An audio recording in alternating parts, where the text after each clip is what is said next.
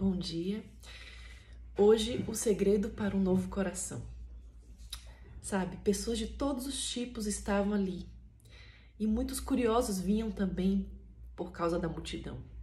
Eram pobres, ricos, iletrados ou pessoas cultas, negociantes, existiam inclusive ladrões. Enfim, representantes de toda a sociedade estavam ali. E alguns se perguntavam, será que o reino de Deus é de pessoas como essas? Então Jesus contou a parábola descrita em Mateus 13, verso 33, que o reino dos céus é semelhante a um fermento que uma mulher toma e introduz em 3 medidas de farinha, até que tudo seja levedado. Para o povo judeu, o fermento tinha um simbolismo ruim, de pecado, tanto é que na Páscoa eles não comiam e não comem até hoje pão com fermento. Era um símbolo de hipocrisia. Inclusive, Jesus falou, e está escrito em Lucas 12, verso 1, para que eles tivessem cuidado com o fermento dos fariseus, que era justamente a hipocrisia.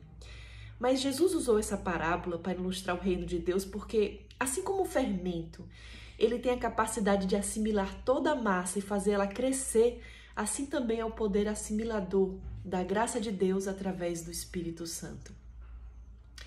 Mas então o que precisa para ter esse poder? Interessante que apenas querer e pedir a Deus. Ninguém é tão pecador, tão mau, que não possa se beneficiar desse poder para ser transformado em uma nova criatura.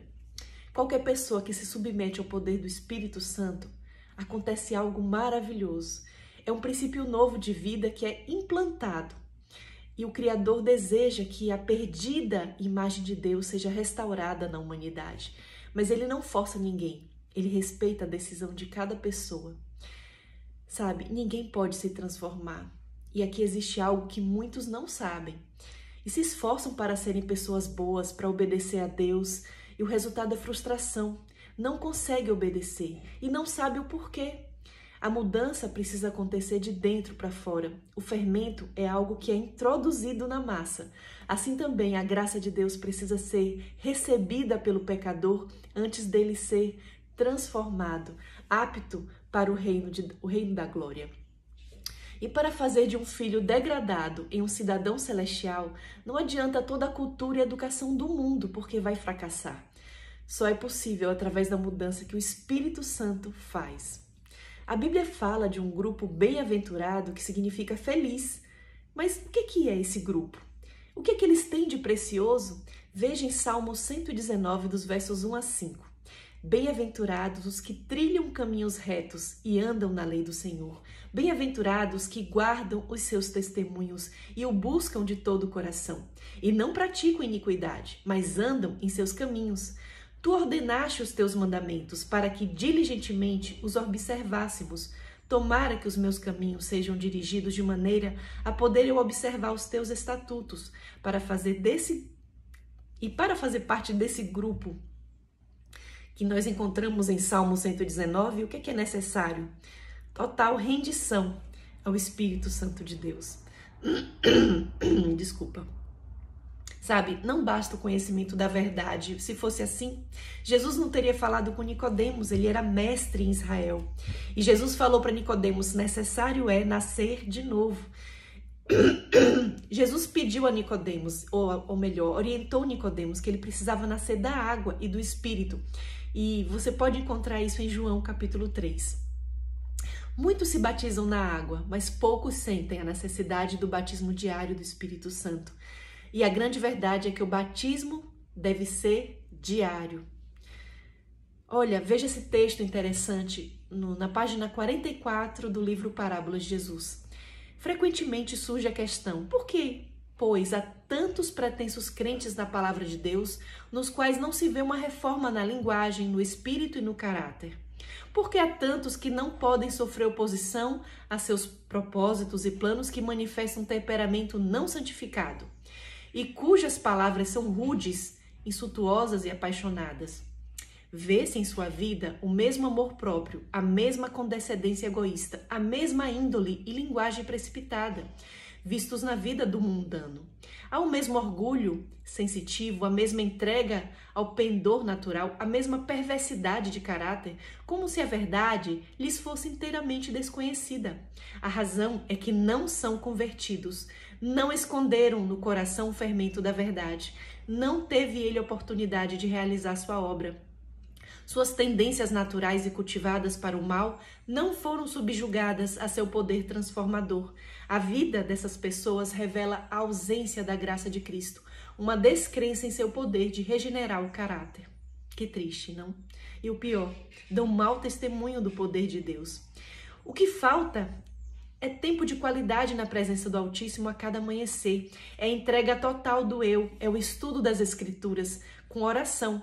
Porque, como está escrito em Romanos 10:17, a fé vem pelo ouvir, e o ouvir a palavra de Deus. Assim se dá o processo de santificação, e o caráter vai sendo transformado. Como está escrito em João 17:17, santifica-os na verdade, a tua palavra é a verdade. Sabe, antes o que era um fardo para obedecer os mandamentos de Deus se torna um deleite, um prazer, e o ser humano passa a ter prazer em fazer a vontade do Pai. E dessa forma Deus pode usar a pessoa como um instrumento poderoso para a salvação de outras. Esse fermento da verdade introduzido no coração vai fazer uma revolução. Vai regular os desejos, vai purificar os pensamentos, vai fazer com que a pessoa se torne gentil e amável. Dá energia e vigor, enche a vida de prazer e alegria, aumenta a capacidade de sentir, de amar. E os que não conhecem sobre esse poder ficam sem entender. Desculpa. O amante de prazeres e honras e riquezas, essa pessoa ela não consegue entender como alguém pode viver negando a si mesmo, vivendo para servir as pessoas e tendo alegria no coração. Não entende que as pessoas que têm esse fermento, entre aspas, visam a vida eterna e fazem tudo por amor a Cristo. E a cada pessoa que tem contato, ela deixa uma influência santificadora, porque ela é sal na terra e ela é luz no mundo. Porque ama as pessoas como reflexo do seu amor para com Deus. E o amor descrito em 1 Coríntios 13 passa a ser uma realidade na vida de quem se rendeu ao poder do Espírito Santo. Deus deseja a nossa santificação.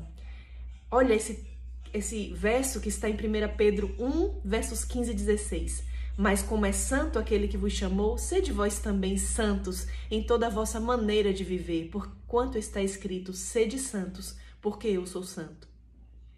Será visto amor, cortesia, amabilidade, paciência e misericórdia em todo aquele em que o fermento está operando na vida. A doce paz do céu enche o coração de todo aquele que se submete ao poder de Cristo e é permitido ficar cheio do Espírito Santo.